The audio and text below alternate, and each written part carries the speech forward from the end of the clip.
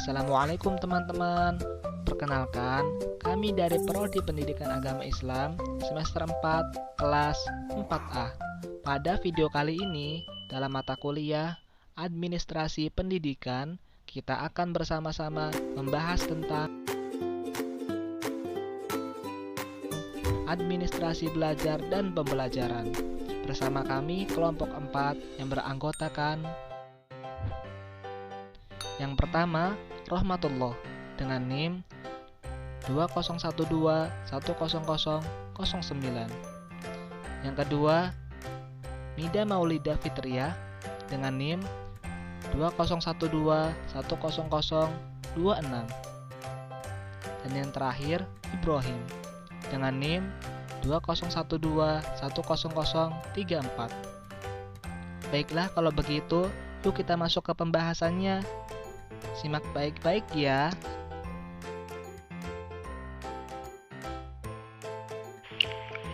Konsep administrasi belajar dan pembelajaran. Administrasi belajar dan pembelajaran adalah kegiatan yang meliputi pengaturan seperangkat program pengalaman belajar yang disusun untuk mengembangkan kemampuan siswa sesuai dengan tujuan sekolah dalam rangka terciptanya proses belajar mengajar yang efektif dan efisien. Secara implisit, di dalam pembelajaran terdapat kegiatan memilih, menetapkan, dan mengembangkan metode untuk mencapai hasil pembelajaran yang diinginkan. Pembelajaran lebih menekankan pada cara-cara untuk mencapai tujuan dan berkaitan dengan cara mengorganisasikan si pembelajaran, menyampaikan isi pembelajaran, dan mengelola pembelajaran, sehingga dapat disimpulkan bahwa pembelajaran mencakup 3 aspek, yaitu peserta didik, proses belajar, dan situasi belajar. Selanjutnya, tujuan administrasi belajar dan pembelajaran. Menurut arah hidayat, tujuan administrasi belajar dan pembelajaran itu ada 4. Yang pertama yaitu terwujudnya suasana belajar dan pembelajaran proses pembelajaran yang aktif, inovatif, kreatif, efektif, dan menyenangkan.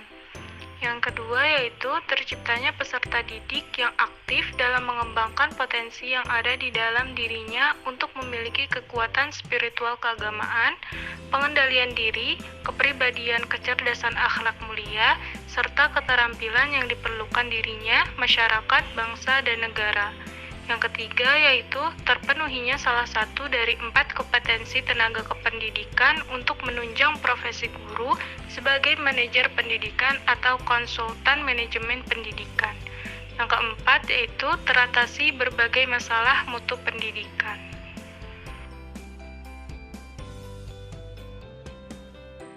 Komponen-komponen administrasi belajar dan pembelajaran.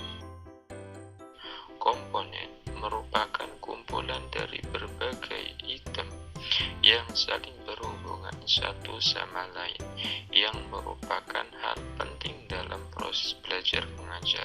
Komponen-komponen tersebut yakni yang pertama, komponen kurikulum. Komponen kurikulum yaitu tidak hanya berupa mata pelajaran atau bidang studi dan kegiatan-kegiatan belajar siswa saja teman-teman, tetapi juga segala sesuatu yang berpengaruh terhadap pembentukan pribadi siswa sesuai dengan tujuan pendidikan yang diharapkan. Komponen yang kedua adalah komponen guru. Nah, di sini guru merupakan seorang tenaga pendidik yang bertugas itu sebagai pengajar, transverse knowledge atau penyampai ilmu pengetahuan. Tetapi guru juga bisa sebagai pembimbing teman-teman, pengembang dan pengelola kegiatan pembelajaran yang dapat memfasilitasi kegiatan belajar siswa dalam mencapai tujuan yang telah ditetapkan. Yang ketiga merupakan komponen siswa ataupun murid. Nah, jadi dalam konteks keagamaan, murid itu sebagai sebutan bagi seorang yang mengikuti bimbingan seorang tokoh bijaksana. Jadi murid itu bertugas untuk menerima apa yang disampaikan oleh tenaga pendidik ataupun guru di sekolah dalam lembaga pendidikan, ataupun murid itu dibimbing oleh seorang guru. Yang keempat adalah komponen materi. Materi ini merupakan isi pembelajaran yang harus dikuasai, dipahami, dan diamalkan oleh seorang pendidik agar mempunyai kemampuan yang sangat memadai di dalam pribadi seorang seorang pendidik. Yang kelima adalah komponen metode.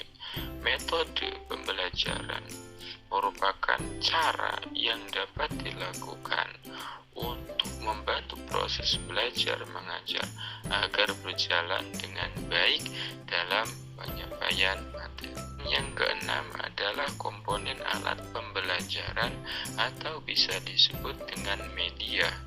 Nah, jadi teman-teman, media di sini adalah perantara atau pengantar pesan dari pengirim kepada penerima pesan. Maksudnya, media pembelajaran yang dimaksud dengan media pembelajaran adalah perangkat lunak, software, atau perangkat keras, hardware, yang mempunyai fungsi sebagai alat belajar atau alat bantu belajar. Dan komponen yang terakhir adalah komponen evaluasi. Evaluasi di sini merupakan sebuah kegiatan mengumpulkan data seluas-luasnya, sedalam-dalamnya, yang bersangkutan dengan kapabilitas siswa, yang bertujuan untuk mengetahui sebab akibat dari hasil belajar siswa yang dapat mendorong dan mengembangkan kemampuan belajar. Pelaksanaan administrasi belajar dan pembelajaran. Dalam pelaksanaan pembelajaran harus sesuai dengan perencanaan yang telah disampaikan. Yang pertama, pelaksanaan administrasi kurikulum belajar dan pembelajaran. Jadi prinsip pengelolaan kurikulum atau administrasi kurikulum ini merupakan bagian usaha agar proses pembelajaran dapat berjalan dengan lebih baik dengan tolak ukur yang terdapat pada pencapaian tujuan pembelajaran oleh siswa. Dan yang kedua, yakni pelaksanaan administrasi siswa. Administrasi kesiswaan di dalam pelaksanaannya mempunyai tujuan. Apa itu tujuannya?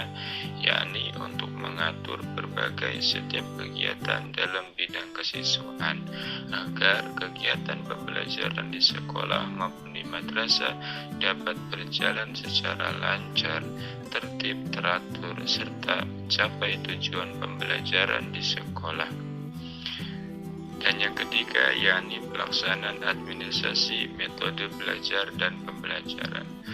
Nah, metode-metode tersebut diantaranya yang pertama, metode ceramah, yaitu sebuah cara mengajar dengan menyampaikan informasi dan pengetahuan secara lisan. Dan yang kedua, metode tanya jawab, merupakan suatu metode di mana seorang guru menggunakan atau memberi pertanyaan kepada murid dan murid menjawab. Dan yang ketiga, metode diskusi. Metode diskusi bisa diartikan penyampaian bahan ajar yang melibatkan peserta didik untuk membicarakan dan menemukan alternatif pemecahan suatu masalah. Dan yang selanjutnya, metode demonstrasi, yaitu metode mengajar dengan memperagakan barang, kejadian, aturan, dan unutan suatu kegiatan, baik secara langsung maupun menggunakan media pembelajaran. Dan metode yang terakhir yakni metode eksperimen, Maksudnya yaitu metode atau cara di mana guru dan murid bersama-sama mengerjakan suatu latihan atau percobaan untuk mengetahui pengaruh atau akibat dari suatu aksi. Dan yang keempat adalah pelaksanaan administrasi materi belajar dan pembelajaran. Guna menjunjung pelaksanaan administrasi materi belajar yang baik, maka guru perlu mengembangkan bahan ajar, yakni ketersediaan bahan sesuai tuntunan kurikulum, karakteristik sasaran, dan lainnya.